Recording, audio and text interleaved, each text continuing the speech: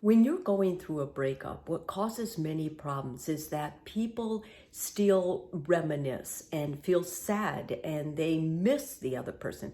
Even if they knew the breakup was in their best interest and their partner's best interest ultimately, they still have these deep feelings and those don't go away.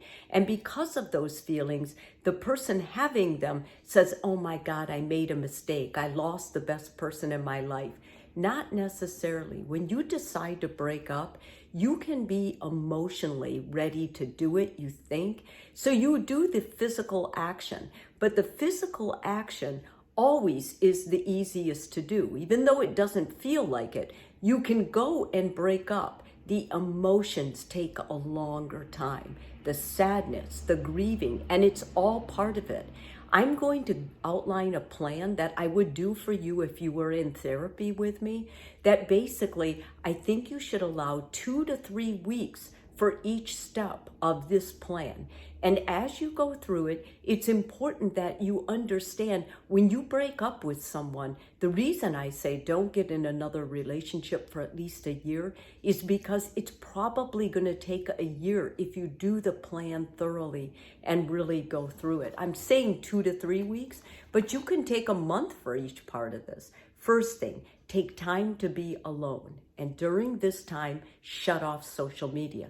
This is so important. If you're still on social media, checking their posts, it's going to only extend it, make you feel worse, grieve in a more complicated way, and you're not going to be able to come out on the healthy end of it.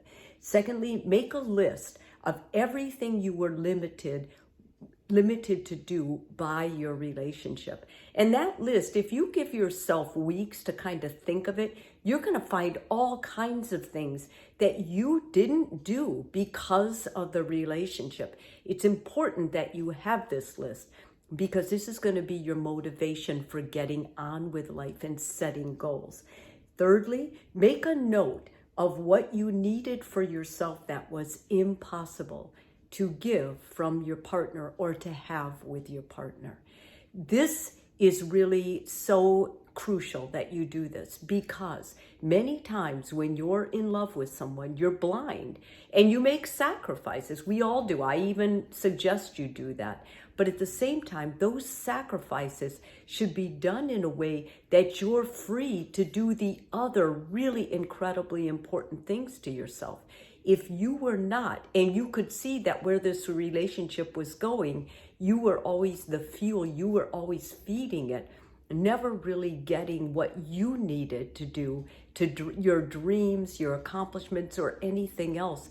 When relationships are obstacles like that and they're standing in the way, it's a really good reason to break up and let the relationship go.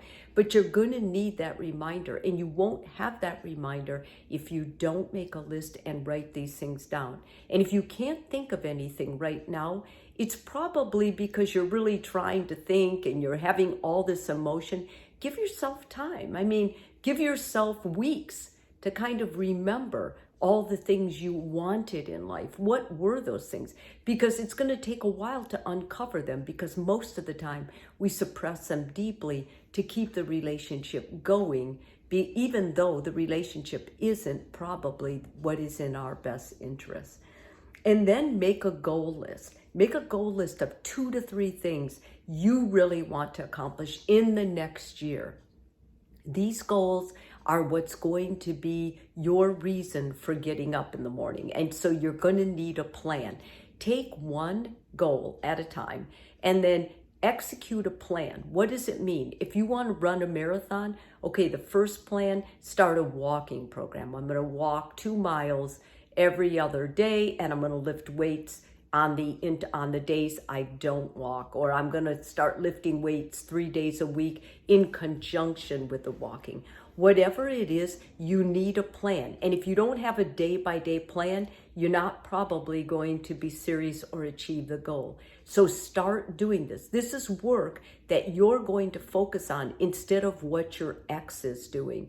When your ex does reach out, if they do, and they want old pictures or, old things they might have left at your house, rather than allowing that to ruminate and you asking, what does that mean? What is that? Are they going to share it? Are they going to expose me in some way? Go back to your plan. What is your plan for your goals? The goals are always going to be in the forefront now. You're not, the X is the X, and allow the feelings about the X to come in, but then allow them to pass over you. When you reminisce or feel sad, your only job now is to tell yourself, this is a healthy way of grieving. I am grieving. This is what it feels like. It doesn't mean you have to go back. It doesn't mean you were wrong. It doesn't mean this relationship was the only love of your life. It means you are grieving healthy. If that panics you, or if you get in a state where it's making you anxious because you just don't trust yourself, that's the point you reach out and see a therapist.